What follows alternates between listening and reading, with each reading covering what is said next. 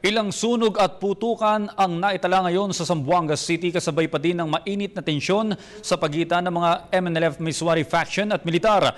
Mula sa Zamboanga City, may report ang aming senior correspondent na si George Bandola. George, ano na ang update dyan? Sa init ng panahon, Audrey, ganito kasing init itong nangyayaring bakbakan dito po sa pagitan ng militar at ng pulisya at ng Moro National Liberation Front. Actually, teka, meron lang mga ako na nagkakaroon dito eh. May kinukunan lang ako na isang inaresto na nagtatangkang pumasok dito po sa kinordon na ng lugar, no? At isang lalaki ito na nakaputi ay pinataas yung kanyang mga kamay at kinakapkapan ng mga membro ng Philippine National Police at tinitignan kasi pagkat nagtatangkang pumasok ito doon sa kinordon na lugar ng pulisya. Napakainit na nung sitwasyon. Simula kanina, halos 6 na oras na itong nangyayaring bakbakan sa mga oras ito sa pagitan ng tropa ng Moro National Liberation Front at hindi ko na rin halos mabilang yung mga dinadalang sugatan ng mga membro ng sundalo sa loob mismo ng Zamboanga Medical Center at kasabay na kinukunan ko rin. Meron akong isang nakunan bago mo ko tawagin merong isang dinala itinakbo ang armored personal carrier na isang sundalo nila na totally wala nang mali ito at dinala na lamang ng stretcher papasok sa loob ng Zamboanga Medical Center at talagang napakainit ng sitwasyon dahil sa kanina nandun pa kami sa Zamboanga Medical Center. Kung aking isasalarawan itong lugar ng bakbakan, mga kaibigan, ang kinatapos ay halos wala pang 1 kilometro mula dun sa contested area, dun sa conflict area ika nga.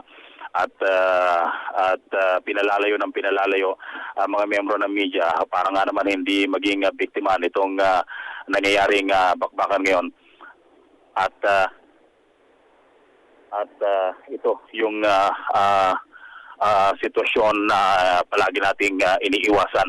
Bagamat malayo na nga kami halos dito sa Zamboanga Medical Center, tila papalapit naman itong nangyayaring bakbakan. Isang napakasakit na bagay dito, merong isang pinaghihinalaan na kulay pula na pick-up na punong-puno ng mga uniformado, may mga baril pa, naka-fatigue uniforms. Pero ang sinasabi sa amin dito ng pulisya, pasok. Yun ang isang masakit na bagay sapagkat nagkaroon pa ng augmentation sa loob. At dumaan pa mismo dito sa pinakabarikada ng mga otoridad sa pinakakanto ng Veterans Avenue at ng Evangelista dito po sa Barangay Santa Catalina sa Zamboanga City. Pero ang pasalamat lamang ng mga otoridad nung pumasok itong kulay-pula na pick-up na ito, mabuti na lamang hindi bumakbak ng makarating ito sa kordon ng pulisya mula na rin sa Region 10. George, maputol lang kita saglit. Magpapatuloy, ha? George, maputol lang kita saglit. May mga report kasi na may mga sunog na nagaganap din diyan. Diyan ba tayo mo meron kang natatanaw na sunog malapit diyan sa nasa area pa rin ng Zamboanga City? Tama ka, Audrey. Actually, yun nga rin yung susunod kong banggitin. Itong lugar ng bakbakan mismo kung saan ako nakatayo ay halos wala pang 1 kilometro mula doon sa nangyayaring sunog din ngayon. Yung sunog na ito ay nagsisilbing smoke screen ng mga kalabang rebelde. Kaya ito yung pinaniniwalaang dahilan kung bakit nahihirapan ding pumasok yung mga otoridad ng tuluyan. At nagkakaroon ng vantage point yung mga miyembro ng rebelde kaya tinatamaan din yung ilang mga membro ng sundalo. Kaya nga hindi na halos kung aking tatansyahin mula kanina sa pagtayo ko dito, halos 5 oras na kami nakatayo dito ni Eddie Arellano siguro mga 6 na, hindi ba sa 6 yung mga naitala kong sugatan na pinapasok dito sa Zamboanga City Medical Center sa pamamagitan ng mga armored personal carrier. Doon sa mismong bakbakan, malalaman mo na close encounter sapagkat maririnig mo yung mga tunog ng Armalite. Panay-panay. at bigla na lang mapapasok yung APC. Pagbalik ng APC sa harapan ng Zamboanga City Medical Center kung saan kami nakatayo, 50 metro lang ang layo ko dun sa pinakabukaran ng Zamboanga City Medical Center, bit-bit na yung mga sugatan. O kundi man ay wala ng malay, duguan ng mga miyembro ng sundalo. Alam mo, kasama George, Kung naririnig mo, itong ambulansya na to, ito yung galing sa loob, galing sa Tampa, Navarro. Ito, bit-bit yung sundalo. Bit-bit yung sundalo na sugatan. Isang sundalo yan, George? Oo, isang sundalo yung sugatan. Nakita ko dun sa loob. Pero 3 ambulansya ito at lahat ng ambulansyang yon ay may lamang mga sugatang miyembro ng otoridad. 3 ambulansya yan. Narinig niyo po mga kaibigan. At matindi nga yung sitwasyon sapagkat makakarinig ka ng mga tunog ng pinapaputok ng mga howitzer. I stand by corrected, no? Hindi po yung howitzer, kundi yung mga long firearms na pinapaputok ng kabilang kampo. So nakakagulat lamang dahil sa isang linggo yung itinatagal ng tension dito. Pero tila ba hindi na uubusan ng pala yung mga MNLF rebels. Ang paniwala ng marami, noong mga nakarang araw ay talagang plano nila ito at malayang na ipapasok sa loob nitong Barangay Santa Catalina, Santa Barbara ang mga pala na kanilang ginagamit ngayon dito po sa pakikipaglaban sa tropa ng pamahalaan.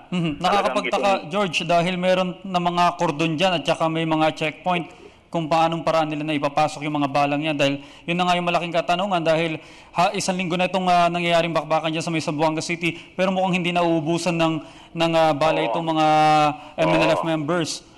Tama ka, Audrey, at I believe nung mga nakaraang araw pa nila na ipasok itong mga bala nito at yung kadalang mga gamit, kung kaya't ito yung naging dahilan, magkaroon sila ng lakas ng loob na patagalin itong tension na ito sa halos isang linggo na. At kapag lumipas ang gabi ngayon, isang linggo at isang araw na, wag naman sanang tumagal pa itong tension na ito.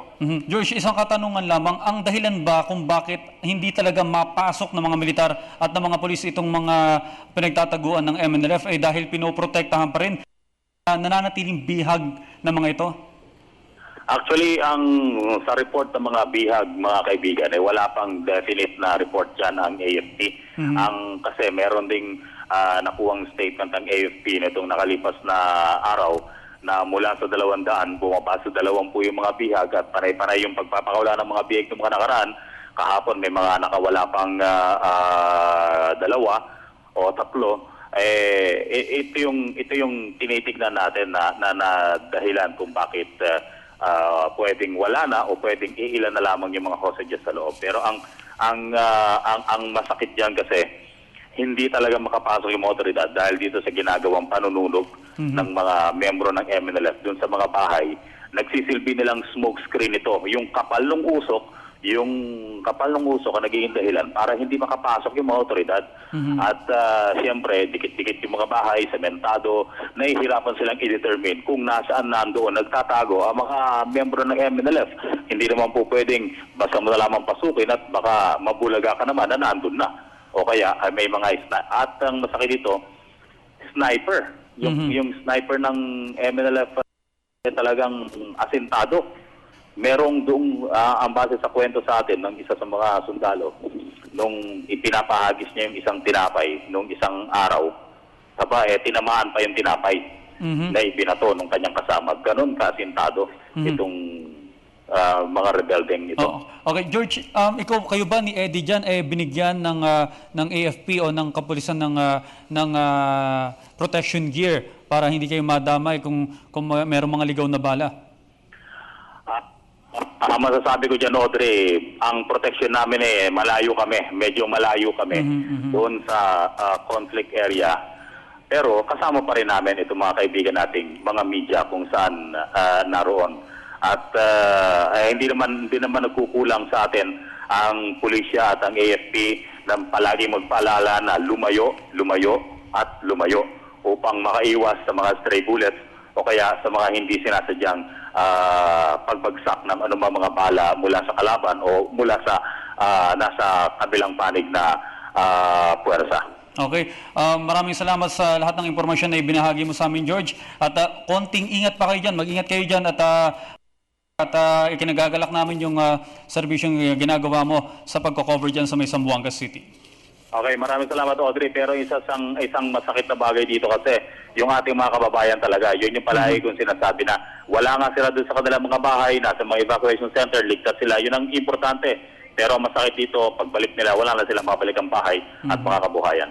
Mula sa Zamboanga City, kasama si Eddie Arellano para sa Telebisyon ng Bayan, George Bandola. Maraming salamat kasamang George Bandola.